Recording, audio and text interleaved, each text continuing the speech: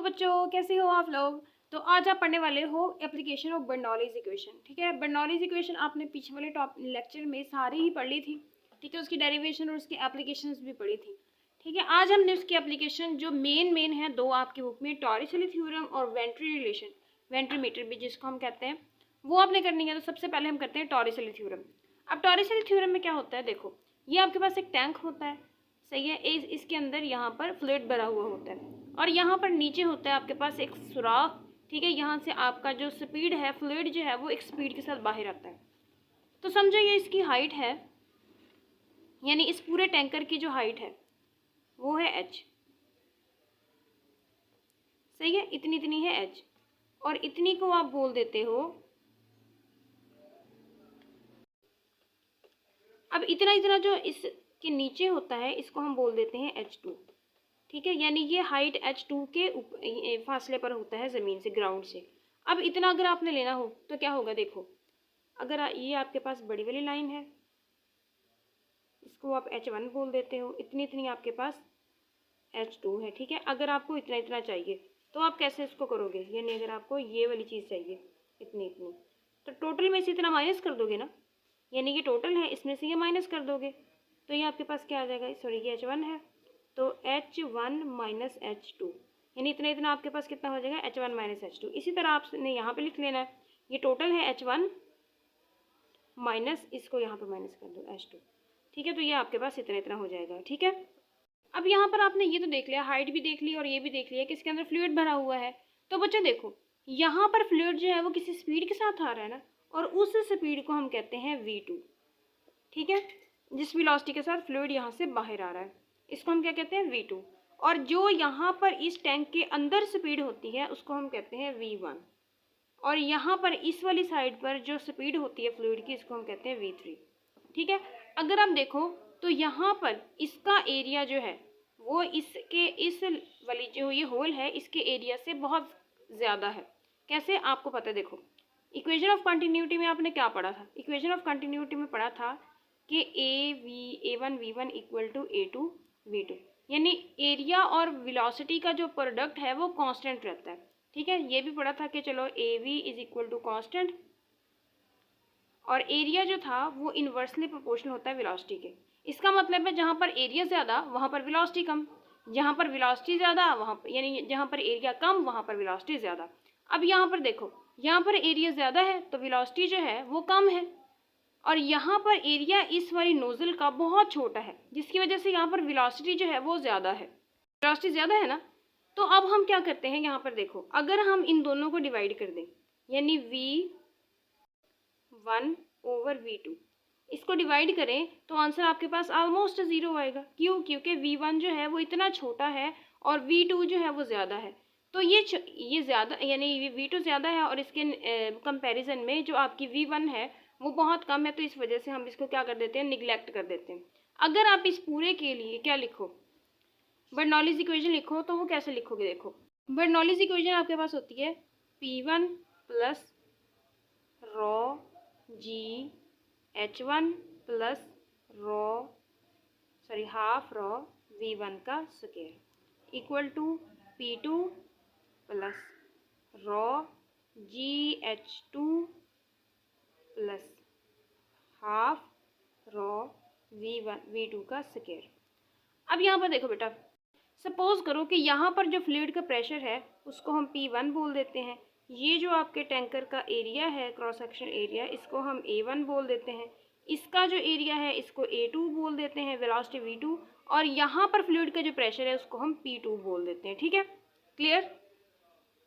अब यहाँ पर देखो, जैसे कि हमने बताया कि यहाँ पर v2 के मुकाबले में v1 जो है वो इतनी कम है कि हम इसको ऑलमोस्ट ज़ीरो समझ लेते हैं।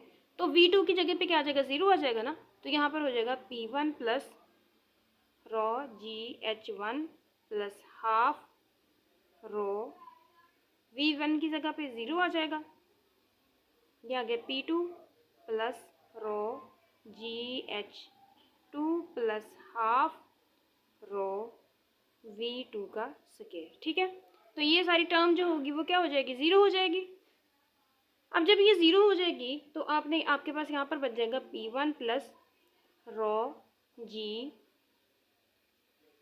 H1 is equal to P2 plus rho GH2 plus half rho V2 का स्क्वायर। सही है।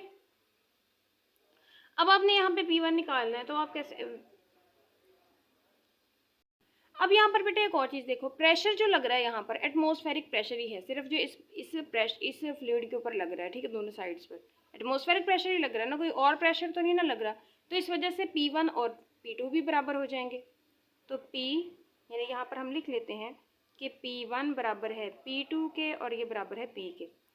तो यहाँ पर P plus rho GH1 equal to P2 plus rho GH2 plus half, sorry ये P2 नहीं आना, P आना है, रो V2 का स्क्वायर। अब ये कैंसिल आउट हो गए, तो यहाँ पर आपके पास क्या बच गया, rho GH1 equal to rho GH2 plus half rho V2 का स्क्वायर। अब आपने लेना है यहाँ पर वेलोसिटी ऑफ ए फ्लक्स निकालना है कि यहाँ पर इसकी स्पीड कितनी ज़्यादा है, कितनी वेलोसिटी है। तो उसके लिए आप क्या करोगे, V2 को इधर रख लो और बाकी सारी चीज़ों को उठा के इधर ले जाओ, ये इधर चला जाएगा। तो ये आपके पास आ गया rho GH1 minus rho GH2 equal to 2 rho V2 का स्क्वायर। ओके, अब यहाँ से आपने क्या करना है, इस डेंसिटी यानी रो को कॉमन ले लो। जब ये कॉमन आ जाएगा तो G, अच्छा G को भी कॉमन ले लो, ऐसा करो। तो यहाँ पर हो जाएगा H1 minus H2 equal to 2 यहाँ पे रो V2 का स्क्वायर। ठीक है, अब ये रो से रो हो गया, तो यहाँ पर आपके पास क्या बच जाएगा, 2G H1 माइनस H2 और V2 का स्क्वायर। ठीक है, अब ये V2 का स्क्वायर है, तो इसको ख़त्म करने के लिए आप स्क्वायर रूट ले लो दोनों साइड्स पर। ये इससे गया, तो यहाँ पर आपके पास बच गया 2G H1 minus H2 equal to V2। इसका मतलब ये है कि यहाँ से जो फ्लूइड की स्पीड है, यानी जिस वेलोसिटी के साथ फ्लूइड बाहर जा रहा है इस टर्मिनल से, इस नोजल से, वो किसके बराबर होगी, इस फार्मूला के बराबर। अब देखो बेटा, यहाँ पर G भी कांस्टेंट है, 2 भी कांस्टेंट है। डिपेंड किस चीज़ पे करती है, डिपेंड ये सिर्फ करती है डिफरेंस बिटवीन हाइट्स के दरमियान में। ठीक है, कि H2 और H1 के दरमियान में हाइट कितनी है। जितनी ज़्यादा हाइट होगी उतनी ही ज़्यादा स्पीड होगी, और जितनी कम हाइट होगी स्पीड उतनी कम होगी। ठीक है, ये आपके पास रिलेशन तो आ गया। ठीक है, अब मैं जानती हूँ इतना काफ़ी बोरिंग था, ठीक है, लेक्चर शुरू से। अब हम करते हैं इसकी प्रॉब्लम, ताकि आपको थोड़ा सा इसका अंदाज़ा हो जाए कि इसकी एप्लीकेशन किस किस जगह पे हैं। ठीक है, क्वेश्चन है आपका, वो है 2015 ETEA का।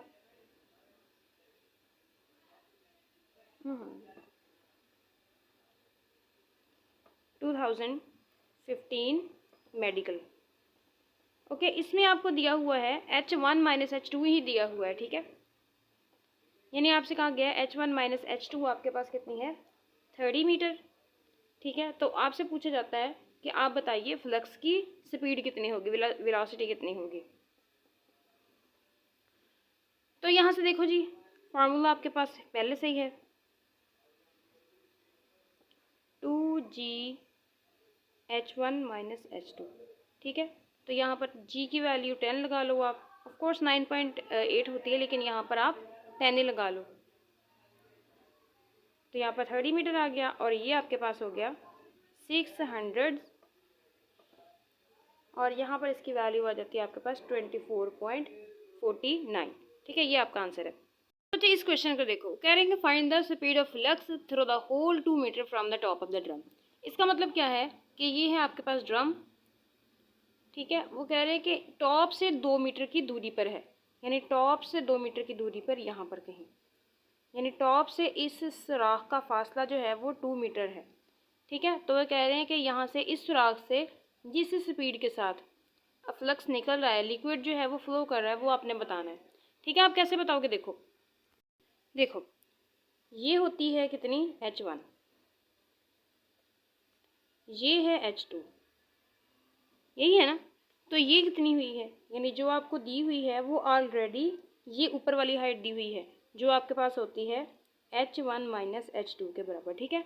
तो आपको कुछ और करने की ज़रूरत नहीं है, बस यहाँ पे फार्मूला लगा दो v2 का और यहाँ पर अंदर root 2g h1 minus h2 लगा दो सिंपली। ये आपके पास 2 इंटू 10 और इंटू 2 मीटर और ये आपके पास आ गया 40 मीटर्स, मीटर स्क्वायर पर सेकंड स्क्वायर। और इसको आप कैलकुलेटर से कर लेना जो आपके पास आंसर आता है, ठीक है। ये भी ETA का था, ठीक है। आसान से न्यूमेरिकल्स हैं इसके, इतने मुश्किल नहीं है। अब आगे है कि find the velocity of discharge through an orifice 2.5 metre below the water surface. अब इसका मतलब ये है कि समझो ये आपका टैंकर है, ठीक है। यहाँ पर इसके ऊपर वाटर है, ठीक है। और अब उन्होंने क्या कहा है कि ऑरिफिस जो है वो वाटर लेवल से 2.5 मीटर्स जो है वो कम है, नीचे है। यानी जो वाटर लेवल से ऑरिफिस का जो हाइट है, हाइट डिफरेंस है वो है 2.5। अब आपको ये भी पता है कि ये इतना इतना आपके पास h1 माइनस h2 होता है। यहाँ से आपसे यहाँ फ्लक्स जो है वो निकल रहा है, ठीक है। तो h1 माइनस h2 दिया हुआ है आपके पास, तो कुछ भी करने की ज़रूरत नहीं है। इसको आप खुद भी कर सकते हो। चलो शाबाश, इसको रोको, वीडियो को पॉज करो और इसको सॉल्व करो खुद से। इजी सा है, आप खुद सॉल्व कर लोगे, ठीक है। तो चलो, होप सो आपने कर लिया होगा। तो अब हम करवाते हैं इसको। V2 आपके पास होता है 2g h1 minus h2, okay. तो V2 आपके पास कितना है 2, g है 10, ये है 2.5, ये आपके पास हो जाएगा ऑलमोस्ट 50, सही है, मीटर स्क्वायर पर सेकंड स्क्वायर। तो इसको आप कैलकुलेटर से सॉल्व कर लो और आपके पास आंसर आ जाएगा, ठीक है। आपके पास क्वेश्चन है ना, उसमें आपको h1 माइनस h2 खुद से नहीं दिया हुआ। अब देखो, उन्होंने h1 भी आपको टोटल हाइट भी दे दी है और उनका किस जो ऑरिफिस है वो ग्राउंड लेवल से h2 की दूरी पर है। तो अब आपने स्पीड ऑफ रिफ्लेक्स फाइंड करनी है v2। तो वो आपको पता ही है क्या होती है, 2g h1 माइनस h2। याद रखना h1 जो होता है वो टोटल हाइट होती है और h2 जो होता है वो इस ऑरिफिस की हाइट होती है ग्राउंड से। तो यहाँ पर लगा लो आप 2 इंटू 10 इंटू ये h2 कितना है, h1 आपके पास कितना है 20 मीटर्स और h2 कितना है 5 मीटर्स। तो v2 आपके पास आ जाएगा 20 इंटू 15 और ये आपके पास आ जाएगा 0, 15 2 बार 30। तो ये इतना आ जाएगा आपके पास मीटर स्क्वायर पर सेकंड। अब बेटा ये मैं छोड़ रही हूँ क्योंकि आप कैलकुलेटर से खुद भी कर सकते हो, इजी है, ठीक है। तो होप्स हो कि आपको इसकी जो प्रॉब्लम्स हैं और इसकी जो एप्लीकेशन है कि आप इसको कहाँ पे यूज़ कर सकते हो, किस तरह से स्पीड ऑफ रिफ्लेक्स निकाल सकते हो, क्लियर हो गया होगा। अब हम बढ़ते हैं आगे वाले टॉपिक की तरफ जो छोटा सा ही है। जो जितना भी आपने पीछे पढ़ लिया है ना, उसके बाद उन सारी चीज़ों की एप्लीकेशन कहाँ पे होती है। अब हमने देखना है कि प्रेशर और स्पीड ऑफ फ्लूइड के दरमियान में रिलेशन क्या होता है। उसके लिए थोड़ा सा हमने करना है। तो जब आपने इसको देखना है, ठीक है, यहाँ पर सपोज करो कि यहाँ से आपका फ्लूइड जो है वो आ रहा है।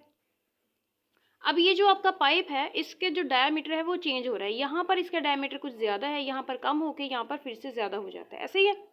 अब आपने करना क्या है कि अब आपने देखना है कि जहाँ पर इसका डायमीटर ज़्यादा है, यहाँ पर इसका क्रॉस सेक्शनल एरिया A1 है, इसको हम A2 बोल देते हैं, यानी इस वाले को, ठीक है। यहाँ पर जो स्पीड है उसको हम VA बोल देते हैं क्योंकि ये पॉइंट A हमने ले लिया है। यहाँ पर हम वेलोसिटी जो है उसको हम VB लिख देते हैं क्योंकि यहाँ पर जो फ्लूइड है वो क्या कर रहा है, मूव कर रहा है और यहाँ पर ये प्रेशर को मेजर कर रहा है। ये यानी यहाँ पर इस पॉइंट पर प्रेशर को मेजर कर रहा है, ये वाला ये बी वाले पॉइंट पर प्रेशर को मेजर कर रहा है। अब आपने निकालना क्या है, प्रेशर डिफरेंस निकालना है इन दोनों के दरमियान में। जब आपने प्रेशर डिफरेंस निकालना है तो आप कैसे फाइंड करोगे, ऑफ कोर्स बर्नौलीज इक्वेशन लगाओगे। क्यों, क्योंकि ये मूव कर रहा है, मूव करता हुआ आइडियल फ्लूइड जो होता है उसके लिए हम बर्नौलीज इक्वेशन ही यूज करते हैं उन दोनों के प्रेशर को कंपेयर करने के लिए। तो यहाँ पर बर्नौलीज इक्वेशन क्या लगेगी, P1 plus rho GH1 plus half रो V1 का स्क्वायर। इसी तरह यहाँ पर P2 plus rho GH2 plus half rho V2 का स्क्वायर, ठीक है। ये V पता नहीं क्या बन गया है, खैर कॉम्प्रोमाइज़ कर लो। तो यहाँ पर देखो बेटा, ये प्रेशर यहाँ पर P1 जो है वो PA के बराबर है ना, तो इसको हम लिख लेते हैं PA प्लस। अब देखो ये जो फ्लूइड है ना उसकी हाइट यहाँ पर सेम है, हाइट सेम है ना, तो H1 इज इक्वल टू है H2 के। तो यहाँ पर हम सिर्फ यहाँ ये देखो H1 बराबर है H2 के और ये बराबर है H के, तो हम इसको H ही लिख लेते हैं। तो ये आपके पास रॉ GH प्लस 1/2 रॉ, और V1 यहाँ पे VA के बराबर है, VA का स्क्वायर। यहाँ पर P2, ठीक है, P2 जो है वो B है, तो यहाँ पर PB लिख लो, प्लस रॉ G, क्योंकि हाइट सेम है तो H1 लिख लो, हाफ रॉ VB का स्क्वायर। अब ये तो सेम है ना, तो ये यहीं से मर गए। और यहाँ पर आ गया PA plus half rho VA का square equal to PB plus half rho VB का स्क्वायर। सही है। अब आपने क्या निकालना है, प्रेशर डिफरेंस निकालना है इन दोनों पॉइंट्स का, ठीक है। प्रेशर डिफरेंस आप कैसे निकालोगे, इसको उठाकर इधर ले जाओ और इसको उठाकर इधर ले आओ, तो ये आपके पास हो जाएगा PA माइनस PB, यानी इस पॉइंट का प्रेशर माइनस इस पॉइंट का प्रेशर, और ये इधर आ जाएगा 1/2 रॉ VB का स्क्वायर माइनस 1/2 रॉ VA का स्क्वायर। 1/2 रॉ कॉमन आ जाएगा, ठीक है, क्योंकि यहाँ पर फ्लूइड जो है वो वाटर है, तो फिर इस वजह से उसकी डेंसिटी भी हम वाटर वाली रख लेंगे, VB का स्क्वायर माइनस VA का स्क्वायर। अब ये भी कांस्टेंट है, ये भी कांस्टेंट है, आपको चाहिए वेलोसिटी ऑफ एट B, ठीक है। अब यहाँ पर आप सपोज कर लो कि जो आपकी बुक में वेलोसिटी दी हुई है VB वो है 0.20 मीटर पर सेकेंड, ठीक है, सॉरी ये VA है, और VB जो है वो है जी आपकी बुक में 2 मीटर पर सेकेंड। तो जब भी आप यहाँ पे वैल्यूज लगाओगे 1/2, ये आ गया 1000, और VB आपके पास कितना है 0.20 का स्क्वायर माइनस, सॉरी ये 2 का स्क्वायर है, फिर गलती हो गई, 2 का स्क्वायर माइनस एक ही है 0.2 का स्क्वायर। तो जब आप इसको कैलकुलेटर पे सॉल्व करोगे तो आंसर आपके पास कितना आएगा, जो बुक पे भी दिया हुआ है वो आएगा 1980 न्यूटन मीटर स्क्वायर, यानी इन दोनों के प्रेशर में जो फर्क होगा वो कितना आएगा 1980, ऑलमोस्ट 2000 पास्कल का इन दोनों पॉइंट्स में फ़र्क है। वजह इसकी क्या है कि यहाँ पर चूँकि वेलोसिटी जो थी वो कम थी, क्योंकि यहाँ पर प्रेशर जो था वो ज़्यादा था, यहाँ पर प्रेशर ज़्यादा था तो यहाँ पर वेलोसिटी जो थी वो कम थी। अब देखो, अब हमें कैसे पता चला कि यहाँ पर प्रेशर जो है वो कम है, वो हमें इस तरह से पता चला क्योंकि ये वैल्यू जो आई है ना वो आपके पास पॉजिटिव आई है, यानी अगर आपका PA जो है वो छोटा होता तो आपका जो वैल्यू है वो नेगेटिव में आनी थी। अब पॉजिटिव वैल्यू शो करती है, हमेशा पॉजिटिव वैल्यू कब आती है, जब पहली वाली टर्म बड़ी हो दूसरी वाली छोटी हो, इस तभी आती है ना। तो इसका मतलब ये है कि PA जो है उस पर प्रेशर ज़्यादा है, PB पर प्रेशर कम है, इसी वजह से P यानी A वाले पॉइंट पर वेलोसिटी जो थी वो कम थी और यहाँ पर जो वेलोसिटी थी वो ज़्यादा थी। तो इससे आपको एक चीज़ का अंदाज़ा होता है कि जिस पॉइंट पर आपका प्रेशर कम होगा वहाँ पर वेलोसिटी ज़्यादा होगी, जहाँ पर प्रेशर ज़्यादा होगा वहाँ पर वेलोसिटी कम हो जाएगी। और इसी की प्रैक्टिकल एग्जांपल्स आप लाइफ में भी देखते हो, जैसे आप ट्रेन के पास खड़े नहीं होने देते कि ट्रेन जो है वो आपको अपनी तरफ खींच लेगी। वो कैसे खींचेगी, वो इस तरह से खींचती है कि सपोज करो ये ट्रेन है, ठीक है, ये ट्रेन आ रही है, तो इसके नतीजे में क्या होता है कि इसकी यहाँ पर आप खड़े हो,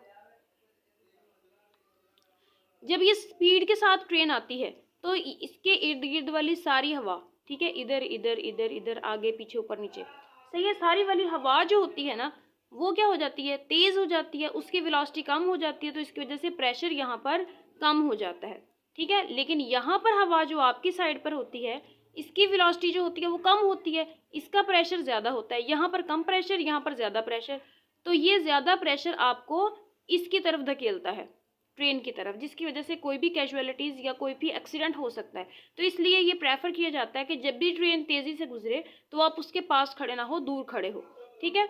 ये तो रियल लाइफ हो गई। इसके अलावा जो एरोप्लेन्स हमारे फ्लाई करते हैं, जब वो टेक ऑफ करते हैं तो वो कैसे करते हैं, टेक ऑफ वे ऐसे करते हैं कि आपने उनके विंग्स देखे होंगे, ठीक है, उनको स्ट्रीमलाइन बनाया जाता है ऐसे कुछ इस तरह से।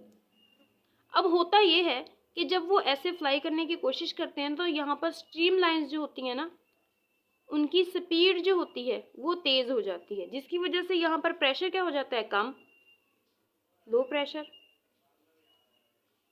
ठीक है, लो प्रेशर हो जाता है ना ऊपर वाली साइड पे। लेकिन यहाँ पर क्या होता है कि स्ट्रीमलाइंस जो है वो दबती नहीं है, जिसकी वजह से स्पीड जो होती है वो सेम रहती है और प्रेशर जो होता है वो हाई होता है, नीचे हाई प्रेशर ऊपर लो प्रेशर, जिसकी वजह से ये पुश करता है और जो आपका एरोप्लेन होता है वो टेक ऑफ कर सकता है। सही है। इसी तरह जब आप बॉल को हिट करते हो, ठीक है, रॉकेट से, तो क्या होता है टेनिस बॉल में, तो वो जो बॉल होती है ना वो स्पिन भी करती है, रोटेट भी करती है और आगे की तरफ भी जाती है, ठीक है। जब वो रोटेट करती है तो एज अ रिजल्ट क्या होता है कि एक साइड पर उसकी जो स्ट्रीम लाइंस होती हैं ना एयर की, वो करीब करीब हो जाती हैं, दूसरी वाली साइड पर दूर दूर रहती हैं। अब जिस साइड पर करीब होती है ना, यहाँ पर हाई वेलोसिटी होती है, ठीक है, हाई वेलोसिटी, इसका मतलब लो प्रेशर, ये मतलब है ना इसका।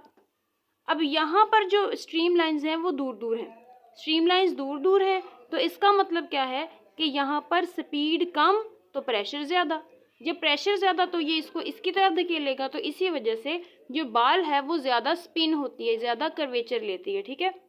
तो ये दो क्वेश्चन है, ये वाला भी इम्पोर्टेंट शॉर्ट क्वेश्चन है और ये भी कि एरोप्लेन्स कैसे फ्लाई आउट करते हैं।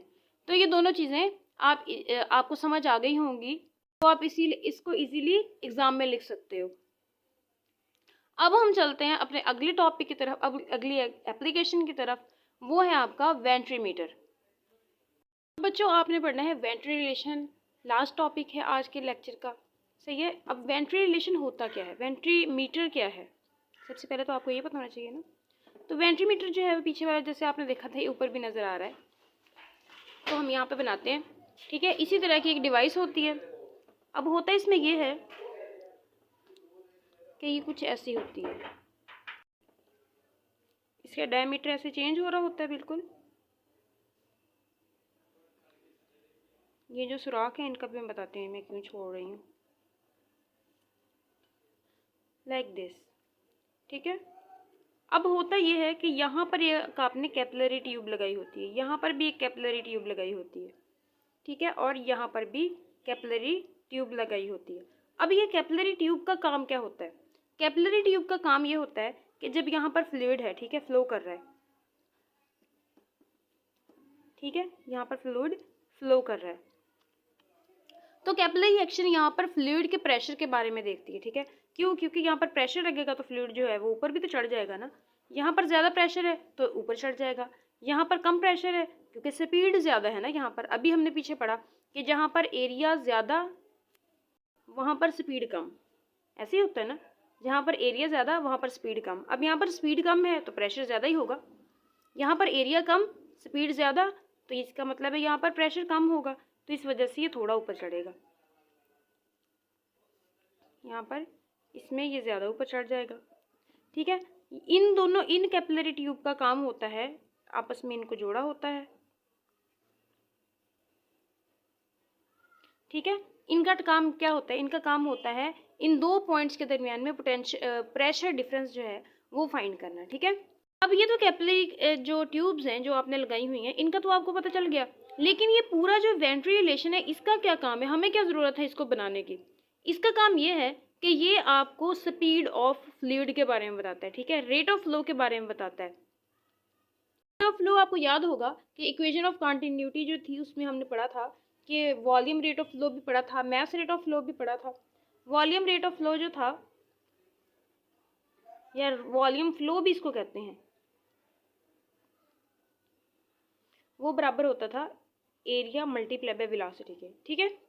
तो यहाँ से हम स्पीड ऑफ फ्लक्स फाइंड करते हैं, ठीक है, स्पीड फाइंड करते हैं किसी भी फ्लोइंग फ्लूइड की। अब समझो यहाँ पर जो इसका एरिया है वो है, चलो किसी और कलर से लिखते हैं, यहाँ पर जो एरिया है वो है A1, यहाँ पर जो है इसको हम लिख देते हैं A2, यहाँ पर जो स्पीड है उसको लिख देते हैं V1 और यहाँ पर जो है इसको लिख देते हैं V2, ठीक है। अब अगर तो ये फ्लो ना कर रहा होता, स्टैटिक होता, ठीक है, फिर तो आपने इजीली रॉ GH से फाइंड कर देना था। लेकिन यहाँ क्योंकि सेम जो जगह होती है, सेम लेवल जो होती है फ्लूइड की, वहाँ पर प्रेशर भी सेम ही होता है। लेकिन अब यहाँ पर ये फ्लो कर रहा है, तो फ्लोइंग लिक्विड में कोई गारंटी नहीं होती कि 2 पॉइंट्स पर जो प्रेशर है वो भी सेम होगा। तो यहाँ पर प्रेशर डिफरेंस आपको फाइंड करके देंगे ये कैपिलरी ट्यूब्स, ठीक है। तो यहाँ पर इसके लिए हम लिखते हैं क्या भला, एज यूजुअल हम लिखेंगे बर्नौलीज इक्वेशन। बर्नौलीज इक्वेशन क्या होती है, P1 plus raw GH1 plus half rho V1 का स्क्वायर, P2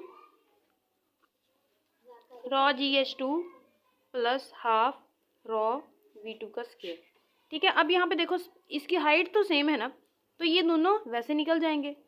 तो यहाँ पर आपके पास आ गया P1 plus half rho V1 का square equal to P2 plus half rho V2 का स्क्वायर, यही आ गया। अब देखो तो प्रेशर डिफरेंस ही फाइंड करना है ना, प्रेशर डिफरेंस फाइंड करने के लिए इसको उठा के इधर ले आओ, तो ये आपके पास P1 माइनस P2 हो जाएगा और ये इधर चला जाएगा 1/2 रॉ V2 का स्क्वायर माइनस 1/2 रॉ V1 का स्क्वायर, ठीक है। अच्छा तो अब आपके पास ये आ गया, ठीक है। तो अब आपने क्या करना है, यहाँ पर देखो बेटा, यहाँ पर इसका एरिया कम है तो स्पीड ज़्यादा है, ठीक है। अब स्पीड इसकी ज़्यादा है तो यहाँ पर स्पीड कम है, तो हम क्या करेंगे कि हम जो V1 है उसको निगलेक्ट कर देंगे एज़ कम्पेयर टू V2, ठीक है। तो यहाँ पर जब हम V1 को निगलेक्ट कर देंगे तो ये पूरी टर्म जो होगी वो 0 हो जाएगी और यहाँ पर आपके पास बच जाएगा P1 minus P2 equal to half rho V2 का स्क्वायर, सही है। अब ये 2 भी उधर चला गया, रॉ भी उधर चला गया, तो ये आपकी फाइनल फॉर्म है वेंट्री रिलेशन की, ठीक है। तो अब क्या करना है भला, अब आपने करना है कुछ क्वेश्चंस जो पीछे वाले टॉपिक के हैं ऑफ कोर्स, लेकिन चूंकि आज आपका ये जो चैप्टर है उसका फाइनल लेक्चर है, ठीक है, तो इस वजह से हम उनको भी जो कवर है वो कर लेंगे। ऑफ कोर्स वो इसके तो नहीं है, इस चैप्टर के तो नहीं है। जैसे MD कैट में क्वेश्चन आया हुआ है, कौन सा भला, तो MD कैट में क्वेश्चन आया हुआ है कि वॉल्यूम फ्लो रेट जो है ना वो, यहाँ पर आपको MD कैट में क्वेश्चन आया हुआ है 2016, MD कैट 2016, ठीक है। अब इसमें आपको कहा गया है कि वॉल्यूम फ्लो रेट जो है वो आपका है जी 0.03 मीटर पर सेकेंड, ठीक है। यानी वॉल्यूम फ्लो रेट V/T आपको दिया हुआ है 0.03 मीटर पर सेकेंड, ठीक है। तो अब वो आपसे कहते हैं कि स्पीड जो है वो है 3 मीटर पर सेकेंड। अब वो कहते हैं कि ये जो यानी ऐसे फ्लूइड जाता है और जाकर वॉल के साथ टकराता है, तो आपसे पूछा जाता है कि बताइए ये फ्लूइड जो है वो वॉल पर कितनी जो फोर्स है वो लगा रहा है, ठीक है। तो मोमेंटम वाले चैप्टर में आपने पढ़ा था ना कि rate of change of momentum जो होता है, चेंज ऑफ मोमेंटम किसके बराबर होता है भला, is equal to applied force, याद है कुछ,